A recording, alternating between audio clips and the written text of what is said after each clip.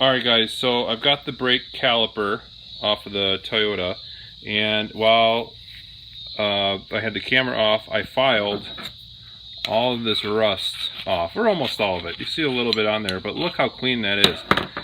That's how it should look before you put your hardware back on. Now let's look at the other side. Look how rusty this area is. And you can see there's a lot of, there's actually some buildup right here. Let me see if I set it down here. You can see a little flakes chipping off. And look at that. Look at how much I can file before I even start to see any kind of shiny steel coming through. All this rust builds up and then it pinches your brakes in between these 2 points here, and that's what causes your brakes to wear prematurely and just cause all kinds of issues. So clean this off really good. Take a file, metal file, or sandpaper, or a sanding disc, and just go ahead and sand all the contact points where your hardware fits until you can see this nice shininess shining through. Alright guys, so next you want to take some lube. This is brake and caliper grease by CRC. A couple different people make it. And you just want to lube this up quite a bit here. And I also take some lube and stick it down in this hole here, which I didn't show you, but you pull these pins out. It's getting a little rusty here on the edge, but the inside is still pretty good. So just work that in. Sometimes if you put too much grease in there, it kind of gets, it prevents it from going in, but that one went in okay, so we're alright. Alright, same thing on the other side. Just lube up everything that you cleaned off, and you can apply it liberally. And then same thing, take that and just up and down in there, and take your other pin, just kind of work it around. That one goes in pretty nice and smooth actually. This other one's not quite as smooth. It has a plastic thing on the end of it. So alright, there you go. That's really what you want it to do. Nice in and out. This is a H6057 that goes on the 2004 Toyota Camry, but I think it's for just about 6 or 7 years of Camrys. And this is a rubber coated hardware, so this is actually pretty nice. It's got a rubber coating on the back side. So you want to take the hardware and you're going to go ahead and install it just like that. Clips right in, pretty simple. Do the same thing on the other side. Just pop it in. Make sure it's in there good. Sometimes this hardware is made pretty cheaply in China and doesn't always fit very well. I can see there's a little bit of space up in here, on here, but it'll work. Then I also noticed that they gave us these little wear sensors for the brake pads, which I think are going to clip on. Looks like right here. Here we go. There's a little notch right there where that little pin slides into, so just going to clip that on just like that. And that when that wears down, it'll make some noise. So you want to do that. Looks like they gave you 4 of them, so you could put them on all 4 pads. Next, you take your brake lube, and if you have these really cheap shims, put some of this brake lube behind it. That'll help dampen some of the vibration. And then put your shim back on. There you go. Okay, then take your lube again, and then you're going to want to get it on the hardware. Just like this. This is where the brakes move, have a little bit of movement. They're not moving all over the place, but they're moving somewhat. So it'll help them move a little bit on you. Okay, then you take your brake pads and you want to reinstall them in the caliper bracket, just like this. And they'll should pop into place, just like that. Take your other one. Same thing, come in from the inside. Get one side started. Get your other side in there. Oop.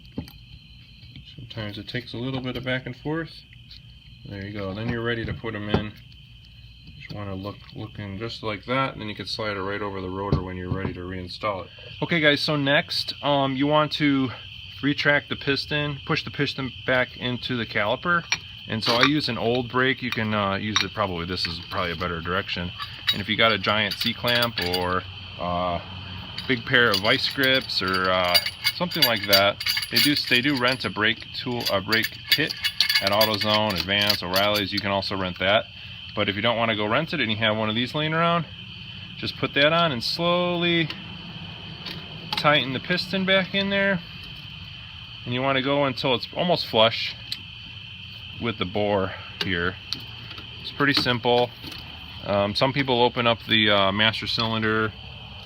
Some people do not. Some people open the bleeder valve and release the old brake fluid. I am not doing that. Not doing, I guess, quite a thorough brake job as some people would do, but you know, to each his own.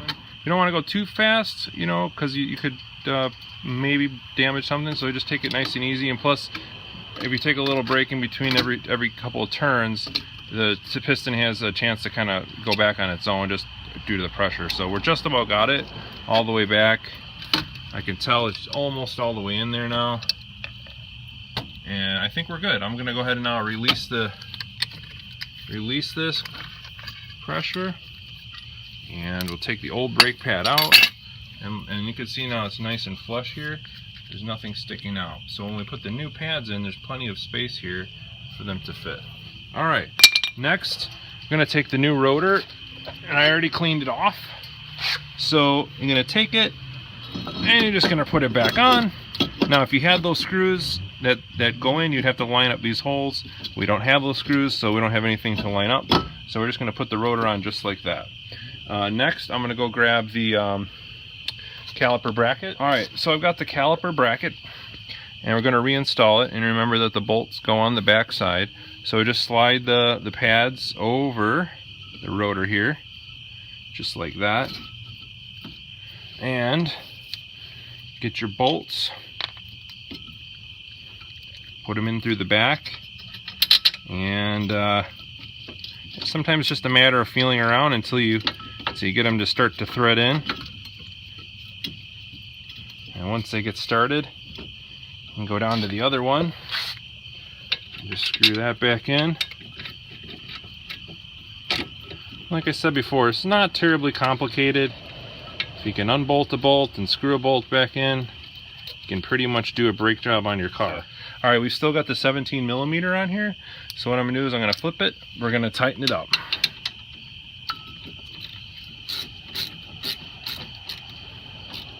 And you can also just push these pads together if you want, just so they don't fall out of the bracket.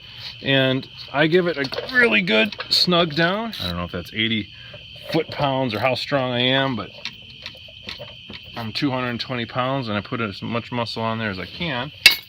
So, all right, that's on. You see the rotor's a little loose, but that'll tighten up once you put the tire back on. All right, now you're ready to reinstall the caliper. Just make sure that you don't twist the hose. So the way we put this up was the exact same way we're going to put it back down. And you see the hose is nice and straight, and we're going to slide the caliper right over the pads. Now on the back here, sometimes these pins stick out, and you have to make sure to push them back in so that this piece will slide over it just like that. So just be aware of that. And there, don't forget there's one at the bottom too. So once you get that slid over there, then you're going to take your bolts, much like you did with the caliper bracket bolts, and take it and reinstall. Just moving the caliper around until you find that spot. And there we go. It's the first one. And go down to the second one down with your other bolt. And go ahead and tighten that up. Then we're going to switch back to the 14mm. There you go. And we'll tighten that up really quick.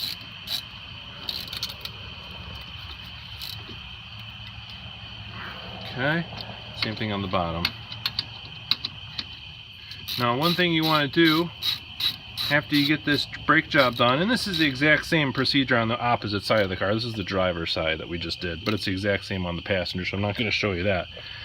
Put your tire back on, get in the car, pump your brakes a few times before you start it. This way when you start the car you have brakes, because if you don't pump up the brakes, your brake pads won't squeeze the rotor, and potentially if you put it in drive you could start rolling right away even if you had your foot on the brake. So just pump up the brakes before you start the car, or start the car and pump up the brakes before you put it into drive. And that's pretty much it. Put your tire back on, tighten your lug nuts, and you're done. Hope that helps you guys. Don't forget to give me 2 thumbs up or 3 thumbs up. Actually, you can only give me 1 thumb up. But don't forget to subscribe for more great videos, and post any comments, questions, concerns you have in the comments, and I'll try to respond as quickly as possible. Thanks, guys.